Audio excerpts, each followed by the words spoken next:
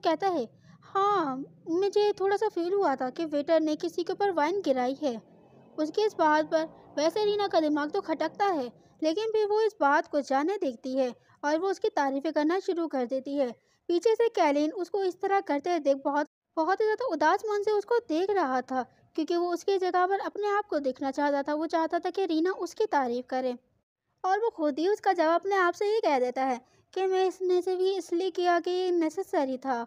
आ फिर वो अपने जहन में सोचो फिक्र के एक बहुत ज़्यादा बड़ा जान बुनना शुरू कर देता है कि आखिर मैंने ऐसा क्यों किया। ये इस वजह से कि ये जो पर्सन मेरे सामने मौजूद है, इसका स्टेटस मुझसे ज़्यादा हाई है और ये कन्वर्सेशन में मुझसे बहुत ही ज़्यादा अच्छा है, जो कि काफ़ी ज़्यादा ताकतवर कन्वर्सेशन कर लेता है, जो कि हर किसी को अपनी तरफ बहुत जल्दी मुतवज्जा कर लेता है। कोई ऐसा जो कि मेरी बहन के साथ खड़ा हुआ हो, जो कि उसके ट्रबल में, उसकी परेशानी में उसके साथ खड़ा हो।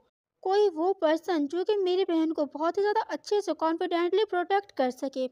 और अभी वो इस तरह के सोच फिक्र में गुम ही होता है कि पीछे से उसे इम्पीरियर की अपने एक बंदे से बात होती हुई सुनाई दे जाती है कि इम्पीरियर देखकर ऐसे लगता है कि एक काफ़ी ज़्यादा रिस्पॉन्सिबल बंदा है जो इस वक्त यहाँ पर हुआ है। देखकर ये लगता है कि किंग ऑफ क्रेसिया का क्राउन प्रिंस हैथ ही बनेगा। उसकी इस बात पर कैलीन के तो सारे के सारे अंदाज बयां ही चेंज हो जाते हैं। वो उसके एक्सप्रेशन बहुत ही ज़्यादा डार्क हो जाते हैं ये सुनकर कि क्राउन प्रिंस जो है वो हैथ बनेगा। इसकी वजह से उसका स्टेटस उससे ज़्यादा हाई हो जाएगा। हो सकता है रीना उसको छोड़कर फिर उसे ही चूज़ करे, और वो अपने सारे के किए धरे पर खुद ही अफसोस करना शुरू कर देता है। फिर रीना का हमें थोड़ी सी तस्वीर दिखाया जाता है, जो कि सोच रही थी जैसा कि मैंने एक्सपेक्ट किया था। मैंने जितनी भी इस पार्टी के ऊपर जितनी भी मेहनत और मुशक्क़त की थी वो मेरी सक्सेसफुल कामयाब गुजरी। पार्टी बहुत ही ज़्यादा अच्छी गुजरी। ना कि सिर्फ आना ने, बल्कि सारे के सारे स्टूडेंट ने बहुत ही ज़्यादा अच्छे से अपनी प्रेजेंटेशन कंप्लीट की, बहुत ज़्यादा खुश हुए, बल्कि उन्होंने उसके उनकी तारीफ़ें भी की, और जो कि बहुत ही ज़्यादा अच्छा इंप्रेशन साबित हुआ सबके लिए। और मैंने एक बहुत अच्छा इंप्रेशन किंग ऑफ रसिया के ऊपर भी डाला। आज के दिन मैं बहुत ही ज़्यादा एक्सॉस्टेड फील कर रही हूँ। मैं बहुत ज़्यादा थक गई हूँ। मैं सिर्फ अपने रूम में जाकर कुछ देर आराम करना चाहती हूँ, और मैं ये सारी की सारी बातें कैलिन को बताना चाहती हूँ। जैसे ही वो दरवाज़ा खोलती है और कैलिन का नाम बोलती है, कैलिन आज के दिन, लेकिन कैलिन तो उसके रूम में था ही नहीं। उसका रूम तो बिल्कुल ही खामोश था, और वो सोचती है शायद कैलिन थक के यहाँ से जा चुका है, और वो बहुत ज़्यादा खुश हो जाती है कि अब ये कमरा उसका हुआ, और वो अपने बेड के ऊपर रोल करने शुरू कर देती है। काफ़ी देर तक रोल करने के बाद वो खामोश हो जाती है। फिर वो अपने तकिए को पकड़ते हुए कहती है, ओह ये कितना ज़्यादा कंफर्टेबल है। सीन शिफ्ट होता है और हमें एक स्टिक दिखाई जाती है जो कि किसी ने पकड़ी हुई थी। वो स्टिक पकड़ी हुई थी टिचेस ने, जो कि बहुत ही ज़्यादा गुस्से में अपने बेटे से कह रही होती है, आखिर तुम कहाँ थे इतने दिनों मेरे प्यारे बेटे। मैं तुम्हें एक मौका दूंगी कि तुम ये सारी की सारी चीज़ें एक्सप्लेन करो, और बहुत ही ज़्यादा अच्छे से एक्सप्लेन करो। सामने कैरिन बहुत ही ज़्यादा काम और प्यारे से अंदाज में खड़ा हुआ होता है और कहता है, आई एम सो सॉरी, मैंने आपको परेशान कर दिया। कैलिन और डिचेस के इर्द गिर्द बहुत सारे सैंडविच भी मौजूद होते हैं, जो कि उन्हें बहुत ही ज़्यादा खामोशी से देख रहे थे।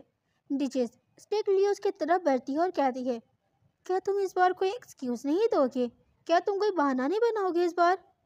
मैं ये अच्छे से जानती हूँ कि तुम पिछले नेचर के मालिक हो, तुम पैदा ही इसके साथ रहे हो, लेकिन मैंने कभी इमेजिन भी नहीं किया था कि तुम बड़े इसलिए हो कि तुम अपनी बहन के एंगेजमेंट को मिस कर दोगे। और वो स्टिक लेकर उसकी तरफ भागती हुई जाती है और कहती है, मैं नहीं जानती थी कि तुम इतने ज़्यादा मुख्तलिफ इंसान बनोगे। और फ़ौरन जाके वो स्टिक उसको मारती है, लेकिन अचानक से उसकी आंखें फटी की फटी रह जाती हैं। लेकिन इस बार काफ़ी ज़्यादा मुख्तलिफ चीज़ें हुई थी। जैसे ही उसने उसे हिट किया, उसे फील हुआ कि कैहलीन को तो कोई पेन ही फील नहीं हुआ, उसको तो कोई दर्द ही नहीं हुआ। वो बिल्कुल उसी तरह खड़ा हुआ था जिस तरह पहले खड़ा हुआ था। उसने बिल्कुल भी रिएक्शन नहीं दिया था। इसके बाद वो गुस्से में दो चार स्टिकें उसे और मारती है, जिस पर कैलीन उसे थोड़ा सा रिएक्शन दिखाता है, हालांकि ड्रामेबाजी में ही, लेकिन वो उसे थोड़ी बहुत राहत आ जाती है और कहती है, बस आज के लिए इतना ही काफ़ी है, बाकी मैं कल देखूंगी। और वो अभी भी गुस्से में उसकी तरफ देख रही होती है। कैलीन के मुंह पर कोई भी अपोलोजाइज वाला रिएक्शन तो नहीं होता, लेकिन फिर भी वो कहता है, आई एम सो सॉरी सारी चीज़ों के लिए। फिर वो दोबारा से उसके पेट की तरफ स्टिक करते हुए कहती है, तुम पहले से बड़े हो चुके हो। गैलिन फिर से कहता है, आई एम सो सॉरी। फिर वो कहता है, मैंने इसी वजह से इस स्पोर्ट को अहम किया था, ताकि मुझे बिल्कुल भी डिसअपॉइंटेड फील ना हो। लेकिन मैं बचपन में काफ़ी ज़्यादा बेवकूफ़ हो जाती थी तुम्हारा यंग और सॉफ्ट सा चेहरा देखकर, तुम्हारे प्यारे से चबी से एंजेलिक फेस को देखकर। और थोड़ा सा ड्रामा करने के बाद वो कहती है कि मैंने तुम पर इतना एतमाद किया, हालांकि तुम्हारा करैक्टर एक विलेनस के अलावा और कुछ भी नहीं था। जिस पर उसके सर्वेंट बटलर वगैरह भी देखकर थोड़ा घबराना शुरू कर देते हैं। और कैलिन का तो अपना ही मुंह बना हुआ था। वो अपने मन में यही कह रहा होता है, क्या अंधा एतमाद मेरे ऊपर। नीचे सभी कह रही होती है, वैसे तुम्हें भागना नहीं चाहिए था। सबसे इम्पोर्टेंट चीज़ ये थी कि आखिर तुम इतनी अचानक से वो घर से क्यों भाग गए। वो उसको देखती है, वो खामोशी से नीचे की तरफ देख रहा होता है और अचानक से अपनी मदर से एक ऐसी बात कहता है जिसकी वजह से वो बहुत ज़्यादा हक्की बक्की रह जाती है। उसके तो मुंह बंद हो जाता है। वो कहता है कि वो अकेडमी में ज्वाइन होना चाहता है, वो वहाँ पर इनरोल करना चाहता है। और वो अभी क्या लॉजिक बना के वो अपनी सिस्टर को असिस्ट करना चाहता है करीबी से, क्योंकि उसको लगता है कि उस रीना को उसकी हेल्प चाहिए। और ये बहुत ही अच्छा टॉपिक था अपनी मदर को मनाने के लिए, जिस पर फ़ौरन से उसकी मदर मान जाती है। और वो दो तीन और तरह की बातें बताता है अपनी बहन के बारे में, जिस पर एक सेकंड भी नहीं लगता वो मान जाती है और उसे ये परमिशन दे देती है। फिर इसके बाद सीन शिफ्ट होता है और वो जहाँ पहुँचता है अपने फादर के पास। वो अपने फादर के सामने खड़ा हुआ यही सोच रहा होता है कि उसने अपने मदर को ये कहकर तो अप्रूव करवा लिया कि वो अपनी बहन के लिए जा रहा है, और उसकी वजह से उसको कोई भी हेजिटेशन फील नहीं हुई।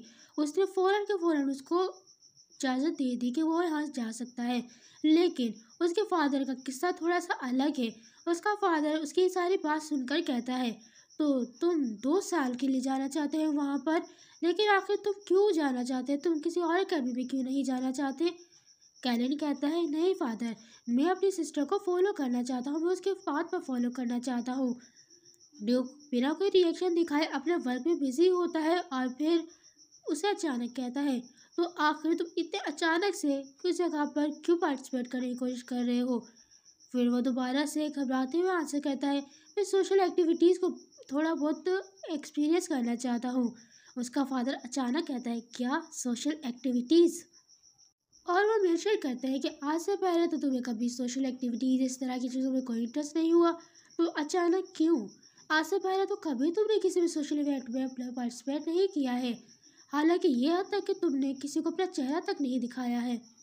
जिस पर कैलिन और ज़्यादा घबराने लगता है और अपने एक्सक्यूजेस सोच रहा होता है कि वो आखिर पार्टी को मिस करने का क्या एक्सक्यूज़ देगा। जिस पर उसका फादर काफ़ी बात को घुमाते फिराते यूँ ही सोच रहा होता है कि वो इस तरह की बातों से उसको मना कर देगा।